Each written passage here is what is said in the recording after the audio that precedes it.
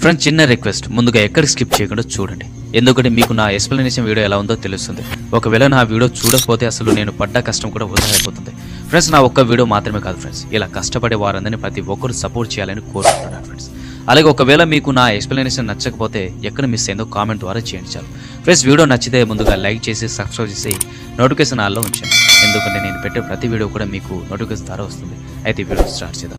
hi friends మన భారతదేశంలో ఎన్నో దేవాలయాలు ఉన్నాయి వాటిని దేవతలు మహర్షులు అలాగే చాలా మంది వాటిని నిర్మించి పోషించేవారు కానీ దేవతల చేత కాకుండా మునుల చేత కాకుండా నిర్మితమైన దేవాలయాల గురించి మీకు తెలుసా అయితే ప్రస్తుతం కొన్ని దేవాలయాల గురించి వింత విశేషాల గురించి ఇప్పుడు మనం తెలుసుకుందాం అయితే ఇది ఎంతవరకు నిజమో తెలియాలంటే కర్ణాటకలోని బొమ్మవర వెళ్లాల్సిందే దొడ్డబల్లాపురం దేహనహల్లి మార్గ మధ్యంలో ఉన్న బొమ్మవర సుందేశ్వర ఆలయాన్ని దయ్యాలు నిర్మించాయట అయితే 600 సంవత్సరాల క్రితం ఈ ఊరిలో దయ్యాల బుచ్చయ్య అనే దయ్యాల మాంత్రికు ఉండేవాడట అప్పట్లో ఊరి నిండా దయ్యాలే ఉండేవాట అయితే ఒక ఆలయం నిర్మిద్దామనే ఆలోచనతో మాంత్రికుడు ఒక దేవాలయాన్ని నిర్మిస్తే రాత్రికి రాత్రే ఆ దయ్యాలు ఆలయాన్ని పడగొట్టేశాయట కోపంతో రగిలిపోయిన మాంత్రికుడు తన శక్తులతో ఆ దయ్యాలను వరుసపరుచుకొని ఆ దయ్యాల చుట్టూ కత్తిరించి తన దగ్గర ఉన్న రోకులిని వాటిని కట్టిపడేశాడట తమ చుట్టూ తమకివ్వమని ఆ దయ్యాలు మొరపెట్టుకోగా ఆ దేవాలయం ఎలా ఉండేదో అలా నిర్మించమని ఆదేశించాడట మరి మాంత్రికుడి ఆజ్ఞ మేరకు ఆ దయ్యాలు ఆలయం తిరిగి